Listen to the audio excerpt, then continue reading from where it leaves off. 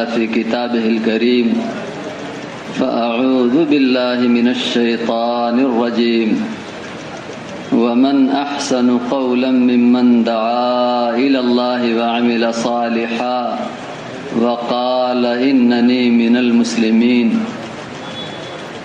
وقال والذين جاهدوا فينا لنهدينهم سبلنا وإن الله لمع المحسنين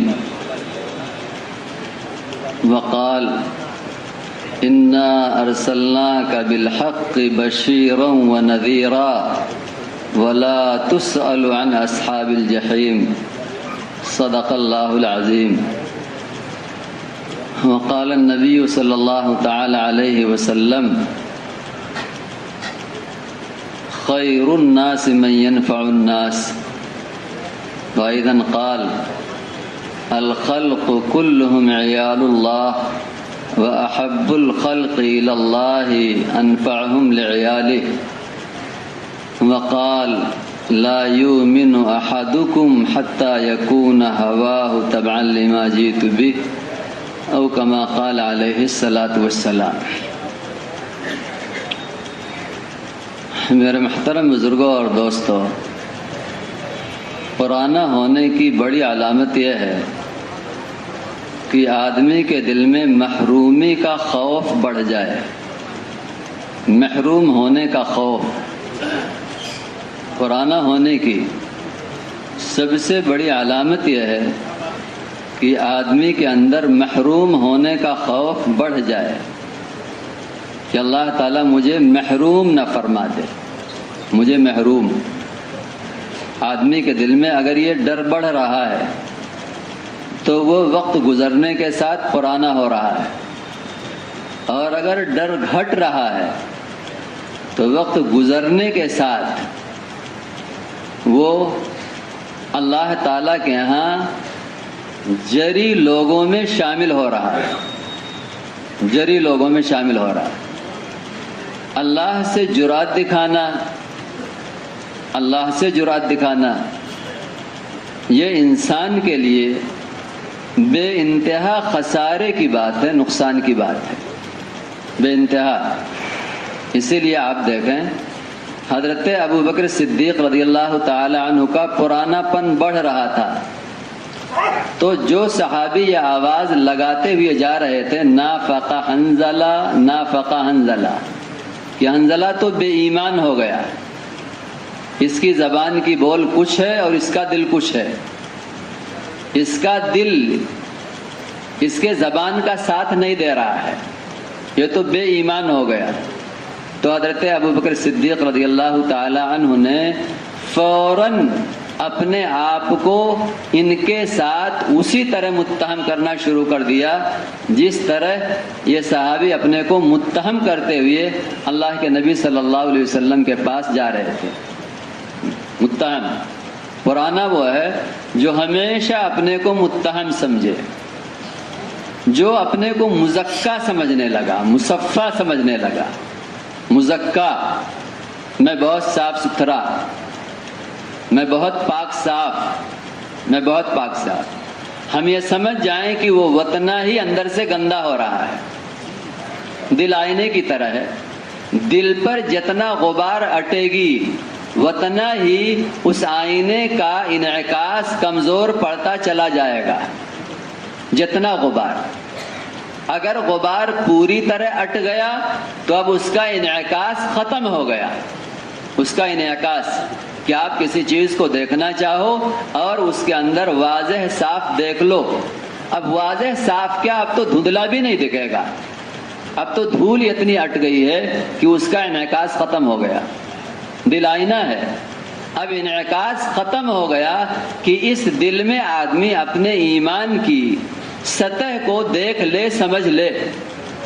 اسی لیے اب اس کی زبان پر ایسے جملے ہیں جو جملے لوگوں کے درمیان اس کے تزکیے کے جملے ہیں، اس کے اپنے مزکا اور مصفا ہونے کے جملے ہیں۔ آدمی کا جب پرانا پن بڑھتا ہے تو خود کا اتہام بڑھ جاتا ہے، خود کا اتہام، اپنے کو متہم کرتا ہے، اپنے کو۔ اپنی عادات میں، اپنی عبادات میں، اپنی صفات میں، اپنی دعوت میں، اپنی تلاوت میں، اپنے ایک ایک امر میں اپنے کو متہم کرتا ہے، اپنے کو، اور متہم کرنا ہی اسے آگے بڑھا دیتا ہے، اس کی ترقی کا سبب بن جاتا ہے۔ متہم کرنا ہی، اپنے کو متہم کرنا اس آدمی کی ترقی کا سبب بن جاتا ہے۔ کیوں؟ جو آدمی اپنے کو متہم کرتا ہے اس کا مطلب یہ ہے کہ وہ اپنی زندگی کے داغدار ہونے کا معترف ہے۔ جو اپنے زندگی کے داغدار ہونے کا معترف ہے، اب وہ اپنے زندگی کو صاف ستھرا بنانے میں لگ جائے گا، استغفار کر کے گناہ معاف کرے گا، توبہ کر کے زندگی بدلوائے گا، اور پھر وہ اپنے کام پر قائم ہو جائے گا، استغفار کرے گا، اے اللہ تو میرے گناہ معاف فرما دے، اور پھر توبہ کرے گا، اے اللہ میں اب اس گناہ کی طرف کبھی نہیں لوٹوں گا، البتہ میں تیرا کمزور بندہ ہوں، نفس قوی دشمن ہے، شیطان قوی دشمن ہے، برا ماحول قوی دشمن ہے، میں تیرا کمزور بندہ ان قوی دشمنوں کے مقابلے میں ٹھہر نہیں سکتا، لیکن اے اللہ تو نے اپنی کتاب میں کہا ہے ایمان والوں کے بارے میں وَيَزِدُكُمْ قُوَّةً إِلَىٰ قُوَّتِكُمْ، وہ ایمان والو اللہ تعالیٰ تمہارے ساتھ اپنی طاقت شامل کر کے، اپنی طاقت لگا کر تمہاری طاقت میں اضافہ فرما دے گا۔ اے اللہ تیری قدرت کا ذرہ بھی جس کے ساتھ ہو جائے، تیری قدرت کا ذرہ بھی جس کے ساتھ ہو جائے، دنیا کی ساری طاقتیں چاہے وہ آسمان کو چھو رہی ہوں، ساری طاقتیں یہ تیری قدرت کے ذرے کا بھی مقابلہ نہیں کر سکتی، تیری قدرت کے ذرے کا بھی۔ اس لیے اللہ کا نظام نہیں ہے باطل کی بڑی بڑی طاقتوں کو پاش پاش کرنے کے لیے، باطل کی بڑی بڑی طاقتوں کو ٹکڑا ٹکڑا کرنے کے لیے اللہ تعالیٰ اسی جیسی طاقت کا استعمال کرے، یہ اللہ کا نظام نہیں ہے، یہ ہماری اور آپ کی سوچ ہے۔ ایک آدمی میدان میں اترا ہے راکٹ لے کر تو تم بھی اپنے پاس راکٹ کا انتظام کرو، ایک آدمی ایٹم بم لے کر کے میدان میں اترا ہے تم بھی اس کے مقابلے کے لیے ایٹم بم لے کر کے اترو، ایک آدمی بندوق لے کر کے اترا ہے، مشین گن لے کر کے اترا ہے، تم بھی اس کے مقابلے کے لیے بندوق اور مشین گن لے کر کے اترو۔ یہ ہماری اور آپ کی سوچ ہے، ہماری اور آپ کی سوچ ہے، ہماری اور آپ کی۔ یہاں بندوق کا مقابلہ لاٹھی سے نہیں ہو سکتا، ایٹم بم کا مقابلہ ڈھیلے اور پتھر سے نہیں ہو سکتا، یہ ہماری اور آپ کی سوچ ہے۔ لیکن اللہ کا نظام اپنی قدرت لوگوں کے دلوں میں اتارنے کے لیے باطل کی بڑی سے بڑی طاقت کو اللہ تعالیٰ اپنی قدرت کے معمولی سے معمولی نقشوں کے ذریعے تباہ فرماتے ہیں۔ اس کی مثالیں ہیں، اس کی مثالیں ہیں۔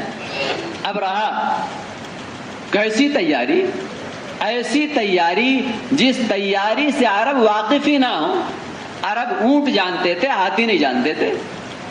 عرب اونٹ جانتے تھے، گھوڑے جانتے تھے، خچر جانتے تھے، عرب ہاتھی نہیں جانتے تھے۔ ہاتھی، اس کی بناوٹ عجیب و غریب، اس کا جسم و جثہ بے انتہا بھاری، اس کا جسم و جثہ، اور جب اس کو کسی چیز پر ورغلایا جائے، بھڑکایا جائے تو اس کا غصہ بے انتہا خطرناک، بے انتہا۔ ایسی تیاری کے ساتھ، ایسی تیاری کے ساتھ، ایسی تیاری کے ساتھ، اور صرف اتنی سی بات تھی عبد المطلب کی، وہ گھر اللہ کا ہے، اللہ جانے، اونٹ ہمارے ہیں، تم ہمارے حوالے کر دو۔ جس گھر کو اللہ کے حوالے کیا انہوں نے متولی ہونے کے ناطے اللہ کے حوالے، وہ اللہ جانے۔ جب اس گھر کی طرف بڑھے تو اللہ تعالیٰ نے اپنی قدرت کے معمولی نقشوں سے باطل کی اتنی بڑی طاقت کو پاش پاش کر کے دکھلایا، اور اللہ نے ہم سب سے کہہ دیا۔ حضرت کہتے ہیں مسلمان قرآن پاک کو ترجمے کے ساتھ پڑھنے کا عادی بنے، ترجمہ نہ کرے۔ ترجمہ کرنے کی ذمہ داری تو علماء کی ہے، جنہوں نے ایک لمبی زندگی کھپائی ہے نحو کے پیچھے، صرف کے پیچھے، لغت کے پیچھے، معانی کے پیچھے، بیان کے پیچھے، جنہوں نے ایک لمبی زندگی۔ ترجمہ تو وہ کریں گے، ترجمہ پڑھنا ہر مسلمان ترجمہ پڑھے، ہر مسلمان.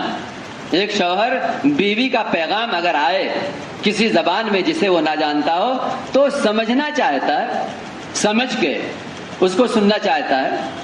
ایک باپ ہے بیٹے کا پیغام، ایک ماں ہے بیٹی کا پیغام. ایک بندہ جو کہے اللہ میرا خالق ہے، مالک ہے، رب ہے، قرآن اس کے اوامر کا مجموعہ ہے، قرآن طریقے زندگی ہے، سراپا رہبری ہے، اور اس قرآن پاک کو گونگے بہروں کی طرح ایسے ہی پڑھ لے. نہیں، حضرت فرماتے ہیں مسلمان قرآن پاک کا ترجمہ پڑھے. ہاں، کرے گا کون ترجمہ؟ ترجمہ عالم کرے، ترجمہ عالم کرے. اور قرآن پاک کے ترجمہ پڑھنے کی رہبری کس سے لیں؟ دیندار علماء سے، سمجھدار علماء سے، دیندار علماء سے، جو اپنے ماحول میں دیندار ہوں، سمجھدار ہوں، فکر مند ہوں، امت پر رحم کھانے والے ہوں. ایسے علماء سے رہبری لیں کہ ہم قرآن پاک کا ترجمہ پڑھنا چاہتے ہیں. تو ہم سمجھیں گے کہ ہاں اللہ تعالیٰ نے اپنی قدرت کو کن کن شکلوں میں باطل کو پاش پاش کرنے کے لیے ظاہر فرمائی ہے. اب یہ مسلمان باطل کے نقشوں سے اپنے آپ کو اسباب سے خالی دیکھ کر کے کبھی حقیر نہیں سمجھے گا، کبھی حقیر نہیں سمجھے گا. باطل کے نظام سے مرعوب ہونے کی وجہ صرف یہ ہے کہ یہ مسلمان اپنے اللہ کی قدرت اور طاقت کو جاننا سمجھنا نہیں چاہتا. ورنہ اگر ایک بچے میں اپنے باپ کی طاقت کا استحضار ہو تو میدان میں کھیلنے والے پہلوان جوانوں سے بھی وہ خوف نہیں کھاتا ہے. پہلوان جوانوں سے بھی اسے یہ معلوم ہو میرا باپ وزیر ہے، میرا باپ وزیر ہے، میرا باپ مالدار ہے، میرا باپ عہدیدار ہے، اور یہ جتنے دکھ رہے ہیں یہ سارے کے سارے ظاہر ان کا جو بھی دکھ رہا ہو ہمارے باپ کے طاقت، قوت اور مال کے مقابلے میں ان کی حیثیت ذرے کے برابر بھی نہیں ہے. تو وہ اپنے حقیر وجود کو نہیں دیکھتا، اس کے سامنے اپنے باپ کی شان کا استحضار ہے، جس کی وجہ سے ان بڑے بڑے پہلوانوں سے بھی میدان میں نہیں ڈرتا. یہ مسلمان اس کے دل میں اپنے اللہ کی قدرت کا، اپنے اللہ کی طاقت کا استحضار پیدا ہو جائے اور یہ باطل کے نقشوں سے مرعوب ہو کر کے اس دنیا میں اپنے آپ کو حقیر سمجھنا شروع کر دے، اور اللہ کے حکموں پر استقامت دکھانے میں باطل سے خوف کھا کر کے دنیا کے کسی جگہ میں یہ کمزور ثابت ہو جائے. ایسا ہو ہی نہیں سکتا، ایسا ہو ہی نہیں سکتا.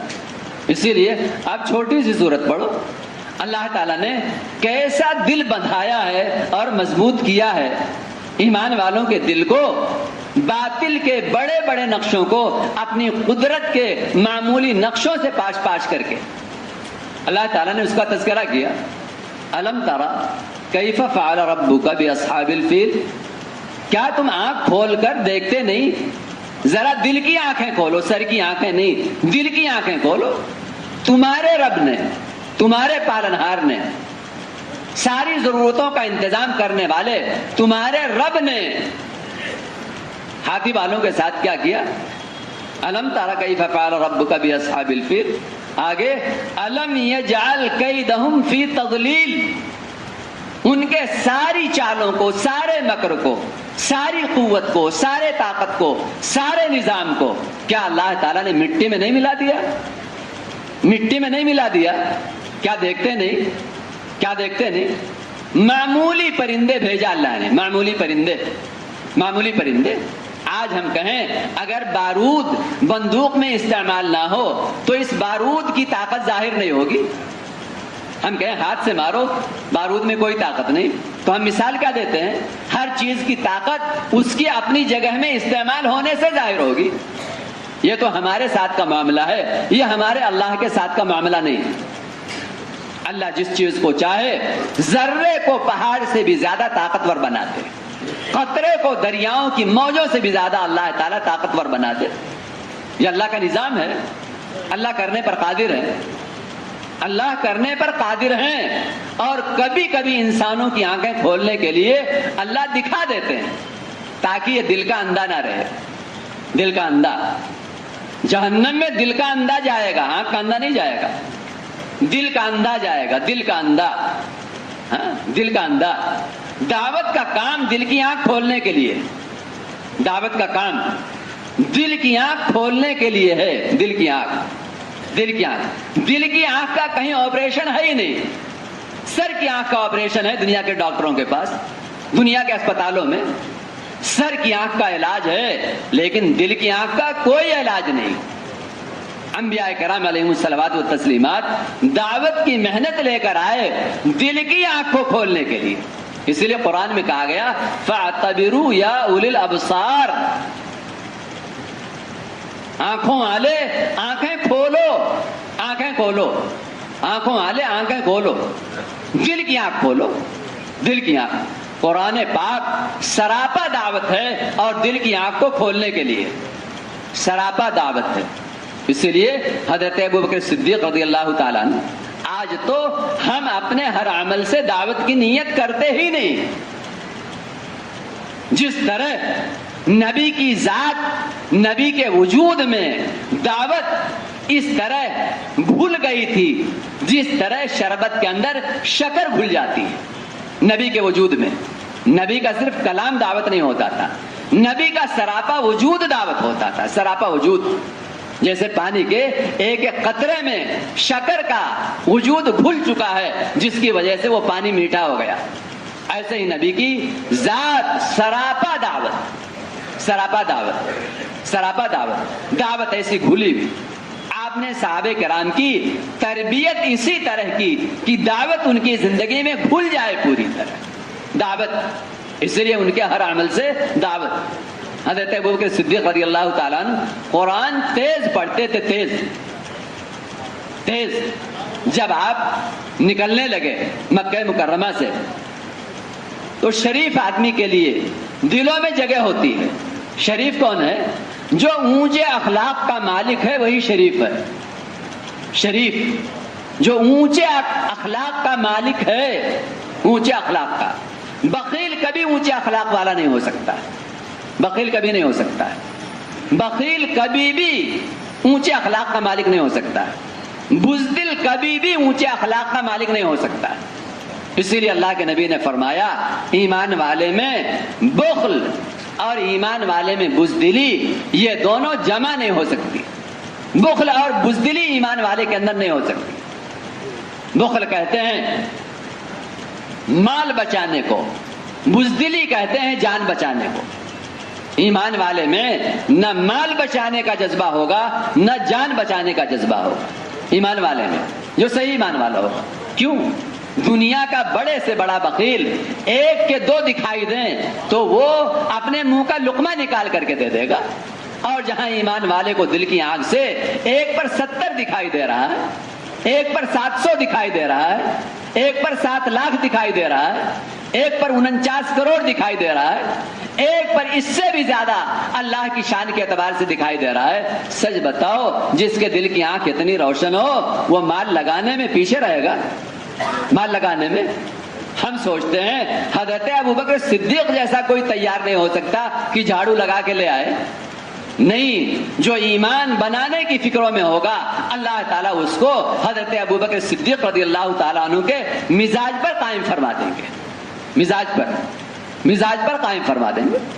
ہمارے بزرگوں میں مثالیں ملیں گی کہ ہاں واقعی گھر میں جھاڑو لگانے کا نقشہ تعلیم اور تبلیغ کے تقاضوں پر قربانی پیش کرنے کے لیے اللہ کے سامنے پیش کر دیا، اللہ کے سامنے پیش کر دیا۔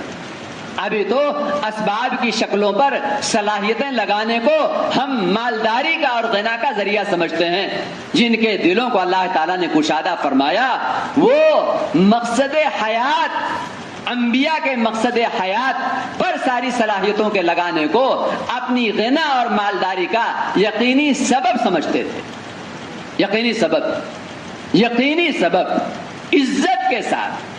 عزت کے ساتھ دنیا کے دروازوں کے کھلنے کا، دنیا کے داد و دہش کے اللہ کی طرف سے ان کی جھولی میں آنے کا یقینی ذریعہ سمجھتے تھے، عزت کے ساتھ یقینی ذریعہ۔ اسی لیے ایمان والے میں واقعی ایمان والا ہے، ایک ہے ایمان کا مدعی ایمان کے مدعی میں یہ بات نہیں ہوگی، ایمان کے داعی میں یہ بات ہوگی۔ ایمان کا داعی وہ ہوگا جس کے دل میں ایمان اترا ہوا ہوگا، ایمان اترا ہوا ہوگا۔ اللہ کے نبی نے صحابہ کی تربیت اس پر فرمائی تھی۔ میں عرض کر رہا تھا شریف یہ نہیں گوارا ہوا کہ حضرت ابوبکر جیسا آدمی مکہ مکرمہ چھوڑ کر کے جائے، نہیں، آپ چھوڑ کر نہیں جائیں گے، آپ کو ہم اپنی پناہ میں رکھیں گے۔ قرآن شریف کی تلاوت کرتے تھے، تلاوت صرف عبادت بنا کر نہیں کرتے، نیت کا اثر پڑتا ہے۔ آپ تلاوت کرو عبادت بنا کر، تلاوت کرو دعوت بنا کر، تلاوت کرو دعوت بنا کر۔ آپ خوشبو لگاتے ہیں اور غیر محسوس طور پر وہ خوشبو فضا میں گھلتی ہے اور ہواؤں کی لہروں کے ساتھ دوسروں تک منتقل ہوتی ہے۔ ہمیں اور آپ کو اتنا سمجھ میں آتا ہے، اور ہمیں یہ نہیں سمجھ میں آتا ہے کلام اللہ کا نور ہماری زبان سے ہماری آوازوں کے ساتھ فضاؤں میں گھلے گا اور ہواؤں کی لہروں پر سوار ہو کر لوگوں کے دلوں میں داخل ہوگا، لوگوں کے دلوں میں داخل ہوگا۔ ہمارے ذہنوں میں یہ بات نہیں، ہمارے ذہنوں میں وہ یہ سمجھتے تھے کہ ہاں قرآن کو بنیت دعوت پڑھا کرو، قرآن کو بنیت دعوت پڑھا کرو، بنیت دعوت پڑھتے تھے۔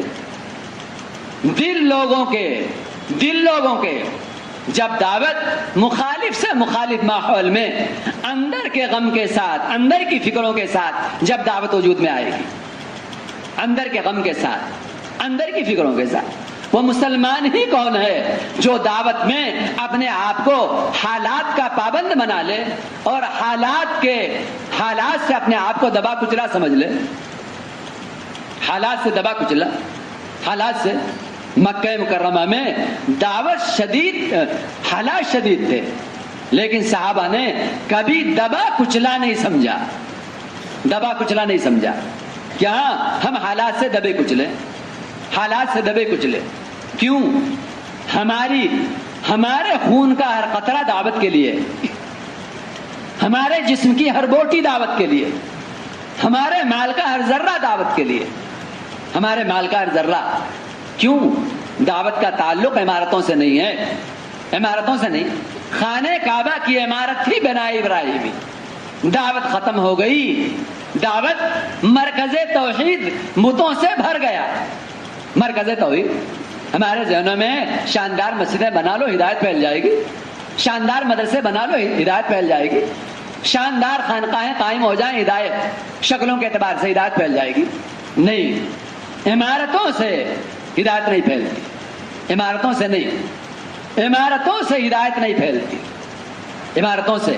ہاں، اللہ تعالیٰ عمارتوں کو قربانیوں کی بنیاد پر قبول فرما لیتے ہیں، یہ اللہ کا نظام ہے، اور اپنی طرف سے اللہ تعالیٰ اسے شرف عطا فرما دیتے ہیں۔ لیکن ہدایت تو نبوت کی محنت سے متعلق ہے، نبوت کی محنت سے۔ اسی لیے جب محنت ہوئی تو اللہ تعالیٰ نے پاک فرمایا، اور جب محنت نہیں تھی تو وہی بتوں سے بھر گیا، اور بتوں سے نہیں، دیواروں تک پر تصویریں لوگوں نے بنا دی، رکھا نہیں، دیواروں تک پر تصویریں بنا دی۔ یہاں تک شرک بڑھا کہ خانہ کعبہ بتوں سے بھر گیا، خانہ کعبہ کی دیواروں پر تصویریں بنا دی گئی۔ اللہ کے نبی صلی اللہ علیہ وسلم فاتحانہ مکے میں داخل ہوئے۔ جب خانہ کعبہ میں داخل ہونا ہوا، آپ خانہ کعبہ میں داخل نہیں ہو رہے۔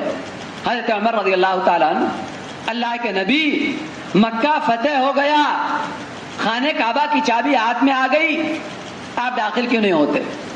اللہ کے نبی نے فرمایا، آج مسلمان ہیں موبائل میں تصویریں بنا کر کے، اچھے شرفا، حیرت ہے، 4 مہینہ لگا لیا، 5 ماہ بیرون لگا لیا، مستورات کے ساتھ سفر کر لیا، حیرت ہے کہ موبائل کھولتا ہے تو پہلے تصویر، اپنی تصویر، اپنے اولاد کی تصویر، اپنے دوست احباب کی تصویر۔ اللہ کے نبی صلی اللہ علیہ وسلم داخل نہیں ہوئے، پانی لایا گیا، دھویا گیا، آپ نے فرمایا دیواروں پر تصویر بنی ہے، جہاں فرشتے نہ داخل ہوں وہاں میں کیسے داخل ہو جاؤں؟ جہاں فرشتے نہ داخل ہوں میں وہاں کیسے داخل ہو جاؤں؟ میں عرض کر رہا تھا، محنت ہوئی تو اللہ تعالیٰ نے اس خانہ کعبہ سے سارے عالم میں ہدایت کے پہنچنے کا انتظام فرما دیا. سارے عالم میں ہدایت کے پہنچنے کا اللہ تعالیٰ نے انتظام فرما دیا. تو تعمیرات سے یہ ہدایت نہیں پھیلتی، ہدایت تو نبوت کی محنت سے پھیلتی، نبوت کی محنت سے. اسی لیے اللہ کے نبی صلی اللہ علیہ وسلم نے داعی بنایا، مضبوط داعی بنایا. اور داعی ایسا نہیں، داعی ملازمت کی دعوت نہیں. ملازمت یہ تو ملازمت ہے بظاہر، میرا چلہ لگ گیا اب میری تشکیل کیوں، میرا 4 مہینہ لگ گیا میری تشکیل کیوں، میرا 8 گھنٹے لگ گئے میری تشکیل کیوں، میں نے فلانا تقاضا پورا کر دیا میری تشکیل کیوں، میری تشکیل کیوں.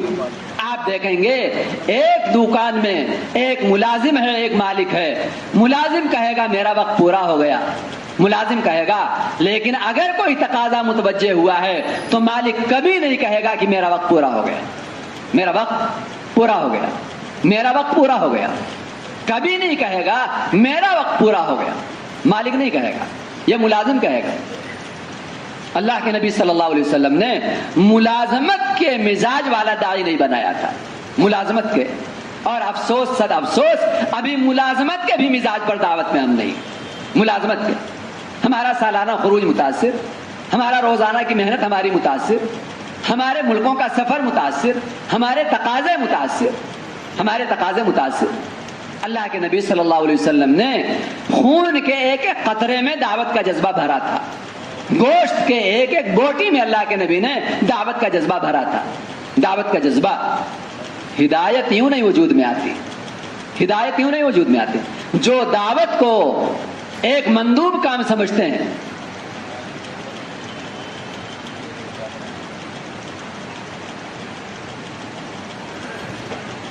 جو دعوت کو ایک مندوب، مستحب، زمانے کا تقاضا، کسی فرد کی تحریک، جن کے دل و دماغ میں دعوت ہے وہ کبھی بھی دعوت میں موت تک نہیں چل سکتے، کبھی بھی نہیں چل سکتے.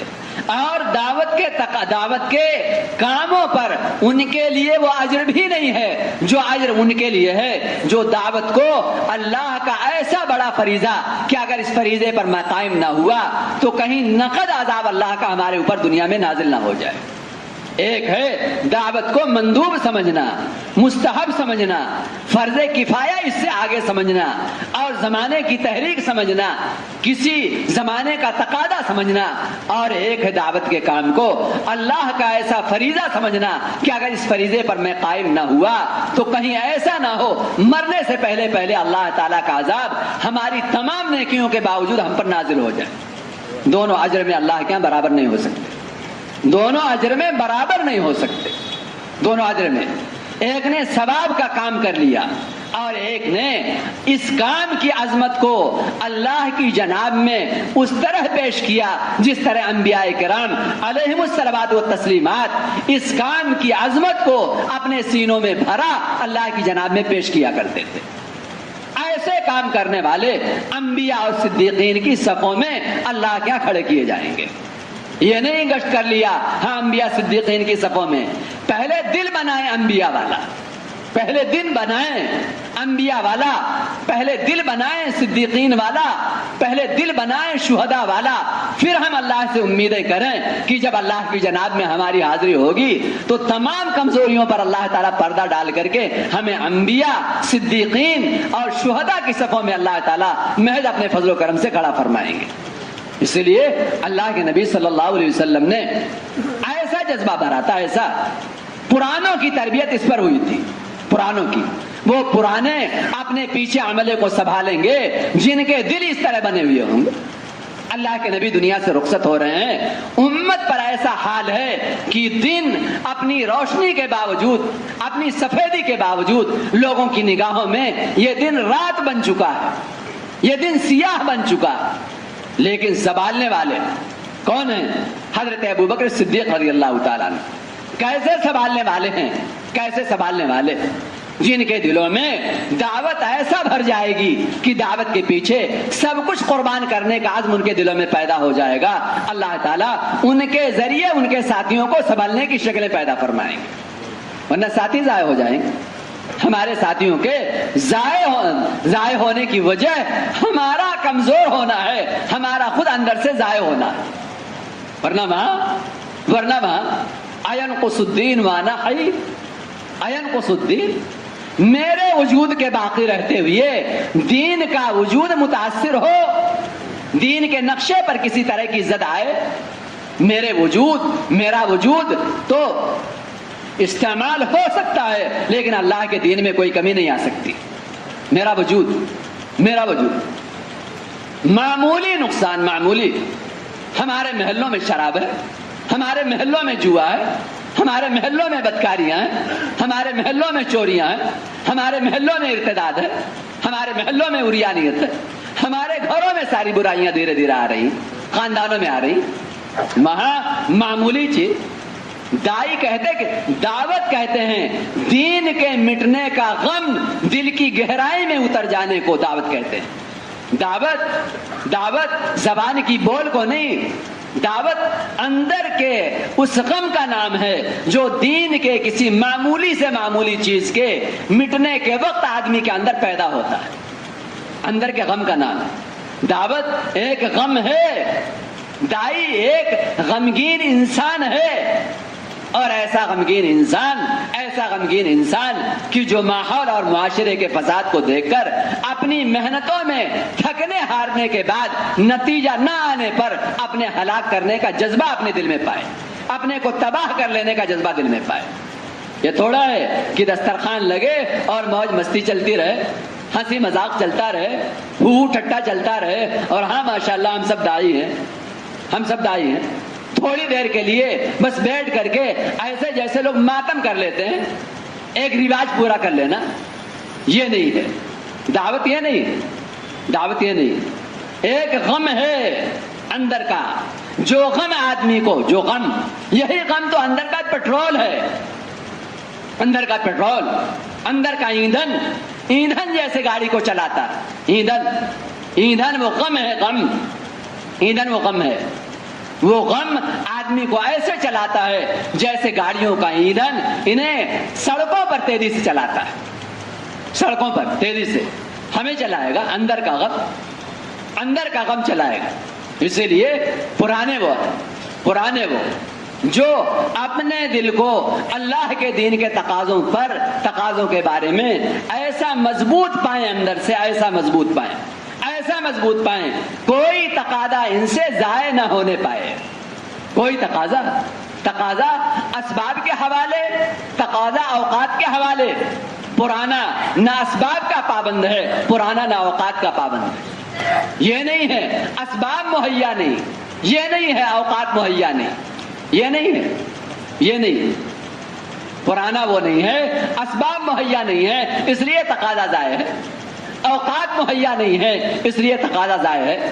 جس کو دل و دماغ میں یہ بات بس جائے گی زمین و آسمان کے بیچ میں اللہ کا سب سے بڑا امر دعوت اللہ ہے، یہ کیسے ہو سکتا ہے دین یا دنیا کا کوئی تقاضا دعوت کے تقاضوں میں اس کے لیے رکاوٹ بن جائے، اس کے لیے روڑا بن جائے، یہ کیسے ہو سکتا ہے؟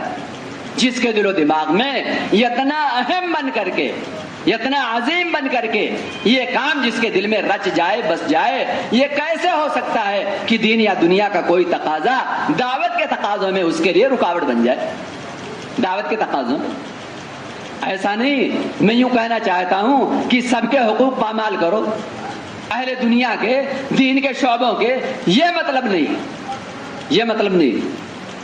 نہیں۔ ایک آدمی اگر دکان پر بیٹھا ہوا تھا، گاہک کھڑے تھے، اتنے میں خبر آئی تیرا بیٹا سخت بیمار ہے، اور اس نے سارے گاہکوں کو کہا بھائی چلو، میں کسی کو سامان نہیں دے پاؤں گا، تالا لگایا اور تالا لگا کر کے فوراً بھاگا۔ کیا مطلب؟ وہ آدمی سمجھتا ہے کہ ہاں کس کا حق کب کیا ہے، یہ حق دینے والا ہے، یہ حق ضائع کرنے والا نہیں، یہ حق دینے والا ہے، یہ حق ضائع کرنے والا نہیں ہے۔ یہ موقع محل کے فرق کو سمجھنے والا ہے، یہ حق کو ضائع کرنے والا نہیں ہے، یہ حق کو ضائع کرنے والا نہیں ہے۔ جیسے وہ گاہکوں کو مال دینے میں لگ جائے یہاں تک کہ یہ خبر آ جائے تیرا بیٹا تو مر گیا، ساری دنیا لعنت کرے گی، ایسے ہی ہم تمام تقاضوں میں ان کے حق ادا کرنے میں مشغول ہوں یہاں تک کہ لوگ مرتد ہو جائیں اور ہماری موت ہو جائے۔ تو جیسے یہاں اس دکان پر بیٹھنے والے کو ساری دنیا تف کرے گی، ایسے ہی ہم جب اللہ کے پاس پہنچیں گے تو ہم سب کا اللہ ہم پر تف کرے گا، ہم پر لعنت بھیجے گا۔ ہمیں تو یہ سوچنا ہے، یہ سمجھنا ہے، یہ سمجھنا ہے، اللہ کرے کام کا عشق ہمارے اندر پیدا ہو جائے۔ کام کا عشق، جب عشق پیدا ہو جائے گا تو عقل کی تنقیدات سے ہم بالکل محفوظ ہو جائیں گے۔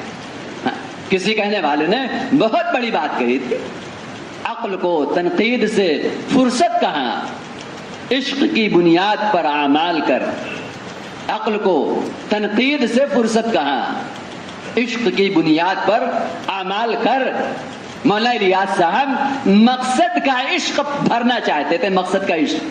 آپ پڑھیے مولانا علی میاں صاحب رحمۃ اللہ علیہ نے جو مولانا الیاس صاحب رحمۃ اللہ علیہ کی زندگی جمع فرمائی، مقصد کا عشق۔ عشق کہتے کسے ہیں، عشق کی تعریف کیا ہے؟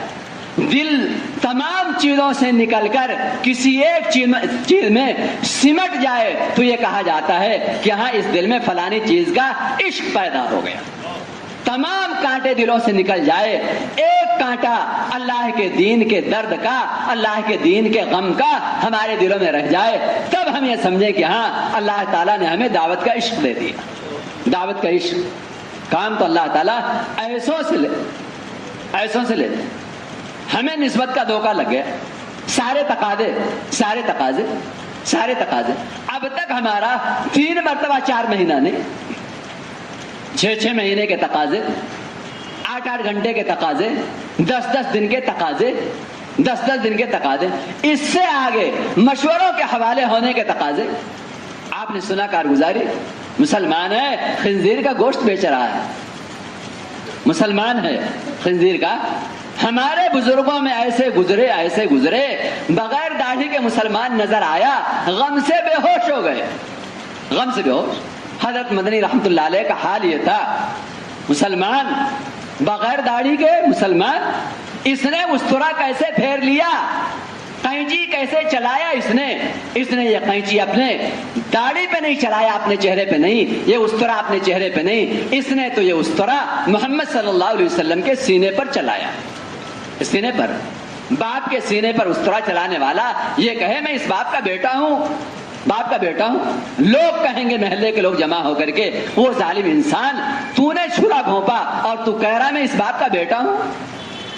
وہ مسلمان، تو چھرا گھونپ رہا ہے، تو سمجھ رہا ہے میں اپنے چہرے کو مزین کر رہا ہوں، تو اپنے چہرے کو اللہ کے یہاں بے انتہا بدصورت بنا کے پیش کر رہا ہے، بے انتہا تو اپنے چہرے کو مسخ کر رہا ہے۔ تجھے اپنے چہرے کے مسخ کرنے کا احساس نہیں ہے، چہرے کو مسخ کرنے کا احساس نہیں ہے۔ ایسے ہمارے بزرگان دین جن کے اندر احیاء دین کا غم تھا، سنتوں کے مٹنے پر، سنتوں کو مٹا ہوا دیکھنے پر بے ہوش ہو جاتے تھے۔ آج ہماری کارگزاریوں میں ہم مسلمان فلانے ملک میں خنزیر بیچتے ہیں، مسلمان یہ کرتے ہیں، کارگزاریاں سن کر ہم فارغ ہو جاتے ہیں، ہمارے دلوں میں تقاضا نہیں پیدا ہوتا۔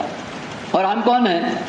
ہم اپنا ضلع لے کے چل رہے ہیں، اپنا حلقہ لے کے چل رہے ہیں، اپنا ٹھیہ لے کے چل رہے ہیں، اپنا صوبہ لے کے چل رہے ہیں۔ ہم منتخب ہو کر کے آتے ہیں، منتخب ہو کر کے۔ آپ منتخب صحابہ کی جماعت دیکھیے، منتخب صحابہ کی جماعتیں دیکھیے، منتخب صحابہ اور منتخب نہیں، ادنا سے ادنا صحابی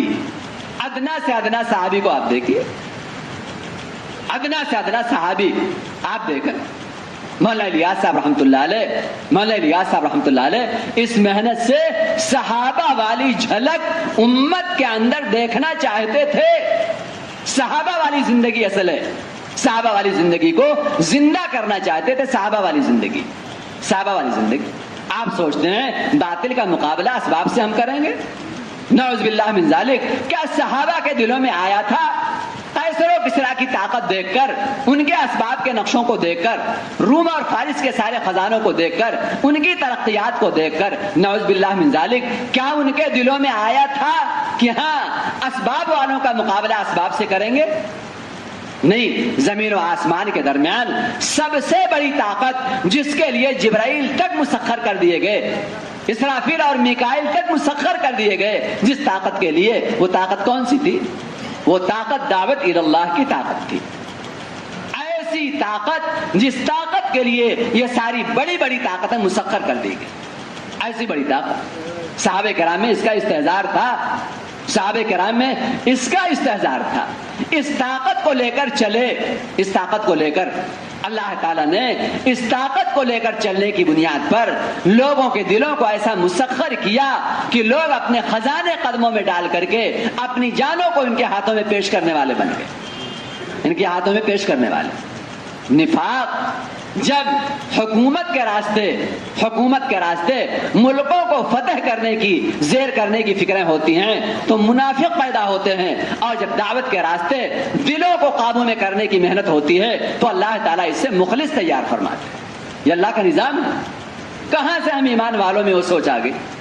کہاں سے وہ سوچ آ گئی؟ دعوت کے راستے اللہ تعالیٰ نے صحابہ کرام میں آگے بڑھتے رہنے کا جذبہ. اسی لیے اسباب والوں کو متاثر کرنے کی بات جب حضرت عمر کے سامنے آئی تو حضرت عمر نے کہا اگر تیرے سوا کسی اور نے یہ بات کہی ہوتی تو میں اس کے چہرے بدل دیتا. تو نے اسباب والوں کو اسباب کے نقشوں سے متاثر کرنے کی بات کہی کہ ہاں کپڑے اچھے پہن لو، آپ ایسے لوگوں کے پاس جا رہے ہو. اور کہا انا کنا اضل قوم، ہم تو بے انتہا بدتر لوگ تھے. اعزنا اللہ بالاسلام، عزت تو اللہ نے اسلام سے دی. وَمَهْمَ نَطْلُبُ الْعِزَّ بِغَيْرِ مَا أَعَزَّنَا اللَّهُ أَذَلَّنَا اللَّهُ.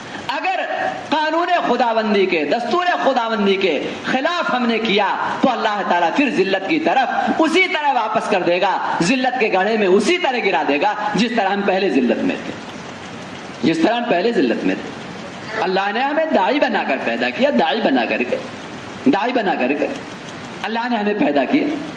آج ایک زمانہ گزر گیا تنہائیوں میں بیٹھ کر کے کبھی دل میں جھانکنا نصیب نہیں ہوا کہ دل کی گہرائی میں کہاں تک کبھی دعوت کا غم گیا، دعوت کے پیچھے سب کچھ لگانے کا جذبہ اس دل کی گہرائی میں کہاں تک گیا. کبھی تنہائیوں میں بیٹھ کر سوچنے کا موقع نہیں ملا. کبھی تنہائیوں گناہ سوچ کر رویا ہم نے، چوری ہو گئی، زنا ہو گیا، جھوٹ ہو گیا، کوئی بات ہو گئی، ایسے گناہوں کو تو سوچا ہوگا. لیکن دل کی گہرائیوں میں، جن گہرائیوں تک دعوت کا غم جانا چاہیے تھا، یہ اتنا زمانہ ہو گیا ابھی ان گہرائیوں تک دعوت کا غم نہیں گیا، ابھی اس مزاج پر ہم کھڑے نہیں ہوئے. میرے محترم بزرگوں، دوستو، یہ سوچ کر کے رونا نہیں آیا. اسی لیے ہماری تشکیل، ہمیں ترغیب، اور پھر بھی تقاضا رہ جائے، یہ کتنے نقصان کی بات ہے، کتنے خسارے کی بات ہے. قربانیوں والے قبول ہوتے ہیں. اسی لیے میں نے عرض کیا تھا کہ آدمی کے اللہ سے قریب ہونے کی علامت محرومی کے خوف کا بڑھنا. محرومی کے، حضرت فرمایا کرتے ہیں اللہ کے شان استغنا سے ایسے ڈرا کرو جیسے اللہ کے عذاب سے ڈرتے ہو. اللہ کے شان بے نیازی سے ایسے ڈرا کرو جیسے اللہ کے عذاب سے ڈرتے. ایسا نہ ہو اللہ محروم کر دے، ایسا نہ ہو اللہ محروم کر دے، ایسا نہ ہو محرومی کا خوف پیدا ہو جائے. سچ بتاؤ، گشتوں کی جان نکلی ہوئی ہو، گشت بھیجا. ہم لوگوں کو کارگزاری کے لیے گشت کی صورت بنا کر کے گشت کرتے ہیں. اللہ ہمارے گشت کی صورتوں کو نہیں دیکھے گا، گشت کی حقیقت کو اللہ دیکھے گا. گشت کی حقیقت کو، ملاقاتوں کی صورت نہیں دیکھے گا، ملاقاتوں کی حقیقت دیکھے گا. ملاقاتوں کی حقیقت، دور قریب کے خروج کی صورت نہیں دیکھے گا، اللہ حقیقت دیکھے گا دور قریب کی. اسی لیے ہمیں ڈر پیدا ہو جائے، اے اللہ گشت کا حق ادا نہ ہوا تو مجھے محروم نہ کرنا. اے اللہ محروم نہ کرنا. میرے دوسرے گشت کا حق، میرے مشورے کا حق، میری ملاقات کا حق، میرے خروج کا حق اے اللہ ادا نہیں ہوا. ایسا نہ ہو، ایسا نہ ہو. ملازم کو آدمی ملازمت سے محروم کر دیتا ہے، آپ ہمارے کام کے نہیں. اب آپ کا دل و دماغ ہمارے ساتھ نہیں ہے، آپ کا جسم ہمارے ساتھ ہے، دل و دماغ ہمارے ساتھ نہیں. اب آپ ہمارے یہاں نوکری کے لائق نہیں ہیں. کیا ہمارے دلوں میں یہ خیال آیا کہ ہاں ایسا نہ ہو دنیا کا ایک مالک جیسے ملازم کو ملازمت سے نکال دیتا ہے، ایسا نہ ہو. اگر اس کام کے ساتھ ہماری طرف سے کمزوری کا معاملہ ہو تو اللہ تعالیٰ بھی اس کام سے ہمیں نکال دے. ہمیں ایک انسان بھلے مالک ہے لیکن اپنے کام میں دوسرے انسانوں کا محتاج ہے. سچ بتاؤ اللہ اپنے کسی کام میں اپنی کسی مخلوق کا محتاج ہے کیا؟ نہیں. اپنے دین میں انبیاء اور اولیاء کا محتاج نہیں ہے، نظام تشریع میں انبیاء اور اولیاء کا محتاج نہیں ہے، نظام تکوین میں وہ بڑے سے بڑے فرشتوں کا محتاج نہیں. یہ اللہ کی قدرت ہے، اللہ کی طاقت ہے. اللہ محتاج نہیں ہے، اللہ محتاج نہیں. ہمارے دلوں میں ڈر پیدا ہو جائے، ایک ایک عمل کو بنا سنوار کر کے اللہ کی جناب میں پیش کرنے کا جذبہ پیدا ہو جائے. ایک ایک عمل کو گشت ایسا بن جائے گا کہ اس گشت سے ہدایت وجود میں آئے گی، اس گشت سے تقاضے پورے ہوں گے. ہماری شب گزاری، ہمارے ماہانہ جوڑ، ہمارے ششماہی جوڑ، سارا عمل ایسا بنا ہوا پیش ہوگا، بنا ہوا. ڈر پیدا ہو جائے، ایسا نہ ہو عمل اگر ضائع ہوا اللہ کی طرف سے محرومی نازل ہو جائے، اللہ کی طرف سے محرومی نازل ہو جائے. ایسا نہ ہو، ایسا نہ ہو. یہ ہمارے دلوں میں خوف پیدا ہونے کی چیز ہے. سچ بتاؤ خوف پیدا ہو گیا، آدمی قربانی بڑھائے گا یا گھٹائے گا؟ کیا کرے گا؟ قربانی بڑھائے گا، گھٹائے گا نہیں. قربانی بڑھائے گا اور قربانی بڑھا کر کے روئے گا، بڑھا کر کے روئے گا. قربانی گھٹائے گا نہیں، بڑھائے گا. اور بڑھا کر کے وہ آدمی متکبر بد مزاج نہیں بنے گا، وہ آدمی متواضع بنے گا اور اللہ کے سامنے تنہائیوں میں رونے والا بنے گا. متکبر، بد مزاج، بد اخلاق، بد زبان اگر کام میں ہونے کے باوجود اگر یہ برائیاں ہیں، اگر یہ رذائل ہیں آدمی کے اندر، تو یہ بہت ڈرنے کی چیز ہے. ایسا کہیں ایسا تو نہیں دیکھنے میں ہم کام میں ہیں لیکن اللہ تعالیٰ کے ہاں کام والوں کی صفوں سے ہم خارج ہیں، کام والوں کی صفوں سے. یہ قربانی بڑھائے گا اور بڑھا کر کے رو کر کے اپنی قربانیوں کو قبول کرانے کی فکروں میں ہوگا، رو کر کے. اللہ تعالیٰ نے صحابہ کی جو شان بیان فرمائی، شان وبالاسحار هم يستغفرون، رات کے آخر حصے میں اٹھتے ہیں، اللہ کے سامنے روتے ہیں، معافی مانگتے ہیں، استغفار کرتے ہیں، اللہ کے سامنے استغفار کرتے ہیں. اللہ کے سامنے کام سے فارغ ہوئے، اللہ کے سامنے استغفار میں لگ گئے. کام سے فارغ ہوئے، استغفار میں لگ گئے، اپنے کو قبول کرانے کی فکروں میں. اگر دوستو ہمیں واقعی فکر لگ جائے، فکر اتنا بڑا مجمع صوبے میں جائے، حلقوں میں جائے، اضلاع میں جائے، اپنی شب گزاریوں میں جائے اور اس کے جانے سے ایک انقلابی ماحول قائم نہ ہو جائے، ایسا کہاں ہوگا؟ ایک انقلابی. صحابہ جس غم کے ساتھ جاتے تھے، شام ہوتے ہوتے ایسی محنت ہوئی کہ سب اسلام میں آ گئے اور سب نماز پر آ گئے. شام ہوتے ہوتے آپ دیکھیں ایسے غم کے ساتھ لوٹتے تھے، فکر کے ساتھ لوٹتے تھے، ایسے غم کے ساتھ صبح سے لے کر کے شام تک ایسی محنت کی شام تک کی، سب ایمان میں آ گئے اور سب نے نماز سیکھ لیا، سب نماز پر آ گئے، سب نماز پر قائم ہو گئے، سب نماز پر. اس لیے میرے محترم بزرگوں، دوستو، بڑی ذمہ داری کی بات اللہ تعالیٰ نے کام سے تعارف کرا دیا، کام کا تعارف دے دیا، کام سے نسبت قائم فرما دی. اب کام کا رنگ چڑھانا یہ ہماری ذمہ داری. کام کا رنگ چڑھے، کام کا رنگ، اور ہماری زندگیوں میں صحابہ کرام کی جھلک دکھے، صحابہ کرام کی جھلک دکھے، صحابہ کرام کی جھلک دکھنا کیا ہے؟ سارے انسانوں کی ہدایت کے حریص بن کر ہم زندگی گزارنے والے ہوں. ہدایت کے حریص، ہلاکت کے حریص نہیں. جو ہلاکت کے حریص ہوں گے وہ ان کے مقابلے میں ان جیسے اسباب مانگیں گے، اور جو ہدایت کے حریص ہوں گے وہ اللہ تعالیٰ سے انبیاء والی دعوت کا مزاج مانگیں گے. جو ہلاکت کے حریص ہوں گے ان جیسا اسباب ان کے مقابلے کے لیے اللہ سے مانگیں گے، اور جو ہدایت کے حریص ہوں گے وہ انبیاء والا، صحابہ والا دعوت کا مزاج، دعوت والی قربانیاں اللہ سے مانگیں گے، اور اللہ تعالیٰ دیں گے. صحابہ کرام کو اللہ نے کیا دیا؟ صحابہ کرام کو اللہ تعالیٰ نے انبیاء والا مزاج. تقریباً جو معروف قول کہ 1.25 لاکھ انبیاء آئے تقریباً اللہ کے نبی کے سامنے وطن ہی صحابہ حجۃ الوداع میں، یا دوسرے قول کے مطابق 2.25 لاکھ انبیاء تقریباً اتنے ہی صحابہ اللہ کے نبی صلی اللہ علیہ وسلم کے زمانے میں جو آپ کے سامنے جمع ہوئے یا ادھر کے علاقوں میں بکھرے ہوئے تھے، وہ صحابہ تھے.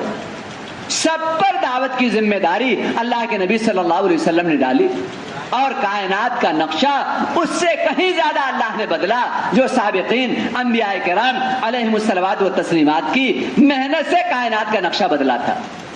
کائنات کا نقشہ عجیب اللہ کا نظام ہے. ہم کام پر کھڑے ہو جائیں، ہماری قوت، ہماری طاقت، دعوت کا عظیم الشان کام ہے، دعوت کا عظیم الشان کام ہے.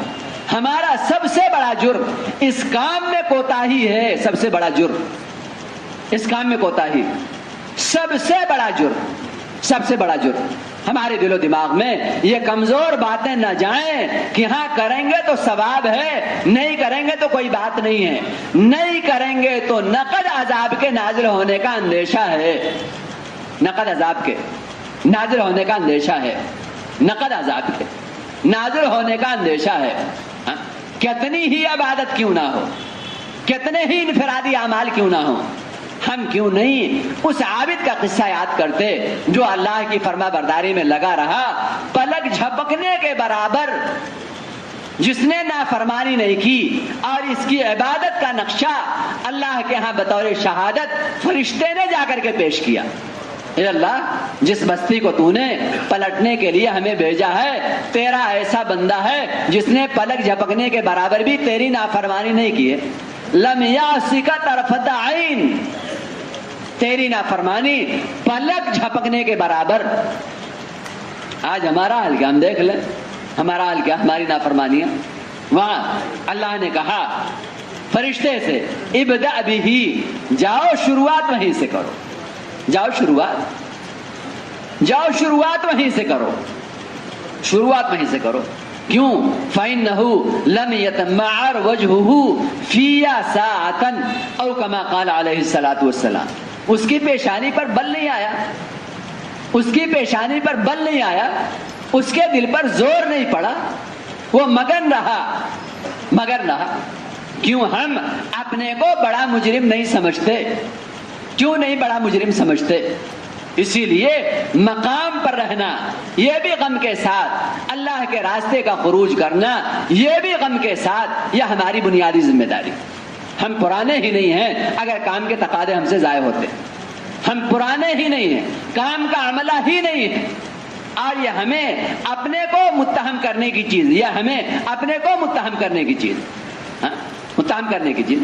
آج دیکھیں عملہ کیا ہوتا ہے، عملہ کیا ہوتا ہے، کسی کمپنی کا عملہ کیا ہے، آپ دیکھو کسی کارخانے کا عملہ کیا ہے، آپ دیکھو حکومت کے کسی شعبے کا عملہ کیا ہے، آپ جا کر کے دیکھو. معمولی وعدوں پر وہ ایسی جان مال کی بازی لگائے، اور اللہ تعالیٰ کے ایسے وعدے بڑے بڑے جن وعدوں کو ہم اپنے وہم و گمان میں بھی نہیں لا سکتے. اللہ کے ایسے بڑے بڑے، یہاں وعدہ خلافی ہو سکتی ہے، اور ایسے وعدہ خلاف لوگوں کے عملے کا حال یہ ہے جان مال کی بازی لگا دیں. اور جو اللہ اپنے وعدے میں وعدہ خلافی کرنے والا نہیں، اپنے قول میں کسی